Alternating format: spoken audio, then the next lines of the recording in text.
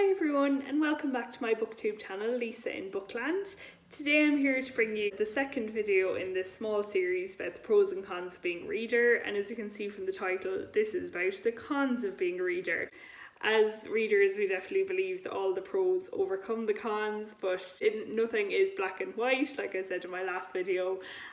So I have a list of 9 here that I can think of, and most of them do have elements of pro about them as well. It's just the way you choose to look at it. So so number 1, I suppose, and I think this is the one that sometimes I think is the worst, is just like, you can never be an expert or read everything. Like, there's just so much out there.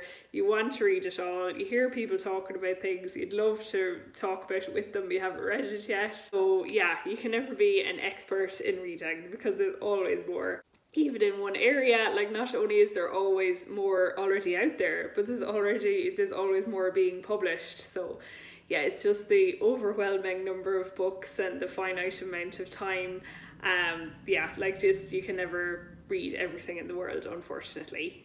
So the second point then is buying books. I suppose I touched on this in my last video, so it depends, I suppose, how you do this. Like, you don't have to buy books to be a reader. Obviously, you can read out of the library, listen to free audiobooks, or use free ebooks for books that are in the public domain.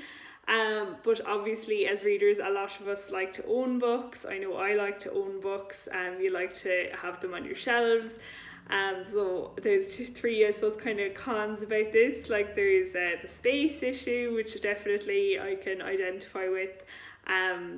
There's money. Obviously, buying new books is expensive. You want to support authors, you want to support publishers, but it obviously has to come out of your own pocket.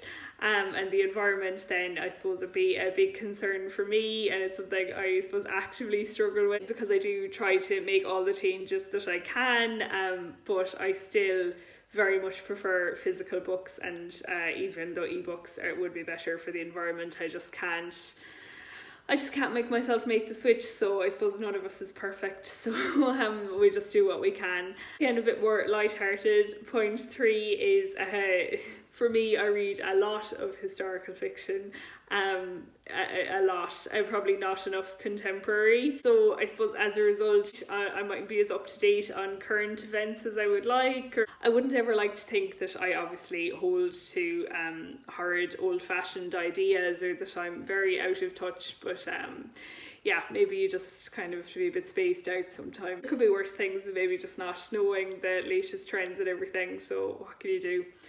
But number 4 then is, I suppose, a minority of people can be strange about when they know that you read a lot. Like, a very minority, but a lot of people kind of to be like, oh, I don't read at all, I should really read more, and oh, you're so great to read all these books. And I'm like, no, everybody has their own hobbies, and that's completely fine, and I have a lot of things that I should do. Like, I should definitely be more active. It's just, I suppose it's because people would, I suppose, like to do it but don't always have the time, or do have other hobbies that they prefer. They can nearly feel like you're nearly criticising them when you aren't. So yeah, that's just again a minority of people.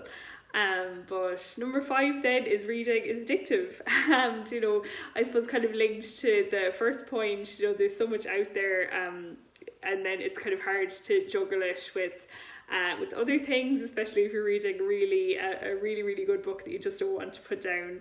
Obviously you have to juggle it with other hobbies, and with like life and with work. I suppose it does help a little bit that the thing with audiobooks, it's sometimes possible to combine reading with things like exercise or housework or anything, so that helps. But definitely reading physical books, it is addictive. I find audiobooks really addictive. Like, I mean, I wouldn't say listen to a huge amount of audiobooks, but when I do listen to them, I just can't stop. I find myself just lying on the couch or lying on my bed just listening to the audiobook, whereas I find it easier to put down a physical book. I don't know why, but yeah, reading is addictive, and we just try to read everything that's out there. We can't, and yeah, obviously we just can't help. Like, there is a finite time in the world. Point 6 then, I suppose, is a strange thing to talk about on booktube, but it's not the most social hobby in the world, I suppose. It's not a team sport, it's not something that would cause you to go out and kind of actively have to chat to a lot of other people. So it's not very social, at least in real life, but obviously booktube facilitates it to be social, at least on the internet, or people that do have access to to real person book clubs and things. I don't have any near me, but that does make it more social. So yeah, I suppose I just mean in the evenings, if you're like, it's less social to stay in and read a book than it would be if you went out to meet friends, or if you had to go to like a football training or something, you know. But again, we can make it social if we want it to be. So the seventh thing I wanted to say then was I suppose that this might just be me, but because I read so much historical fiction and a few classics, sometimes people say I like say strange things or kind of use out-of-date expressions. Usually they find it funny, so that's fine. Also, I suppose regarding the writing thing, so I could work in like a technical field. I do have to write like technical documents, and I have got told that my sentences are like a bit long for that, whereas that's just the way I write naturally, or probably my emails are a little bit flowerier that are required. So yeah, it's I suppose it does help you with your writing, maybe if you were going to write a book, but I'm not sure if it if it helps you with your writing in my field. Maybe not.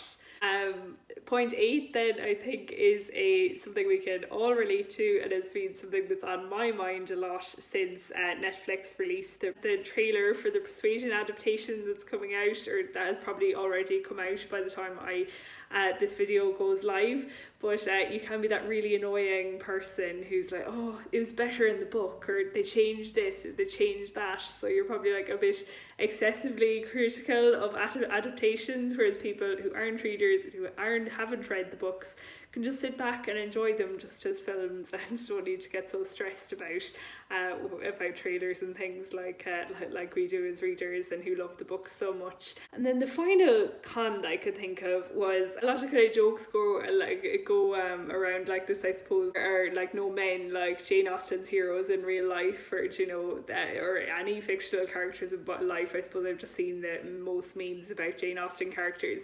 But maybe reading does kind of set us up for failure a little bit. We kind of have unrealistic expectations about romantic partners, but also I suppose even for friends, or even for me, I think you kind of have unrealistic expectations for like how perfect your life should be, or like how exciting your life should be, or how much you should be doing.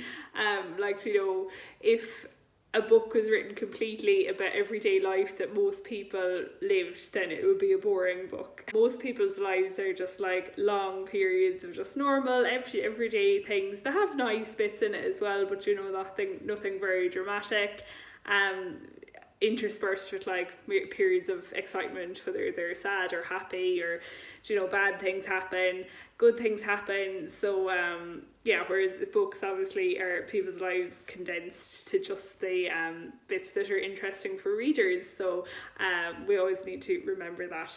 I'm happy to see that this video has come out a good bit shorter than pros of being a reader, because that is truly how I feel. Like, there are definitely more pros than cons to being a reader. Let me know if there's any cons I didn't cover of being a reader that you can think of, or if you find any of these kind of affect you more than others. Does anybody else get criticised over their reports and things when they've written 3 lines without a full stop? Or like, does anybody else feel passionate about Oxford commas? Let me know. Thanks for listening, thanks for watching, and I'll see you next Thursday for my next video.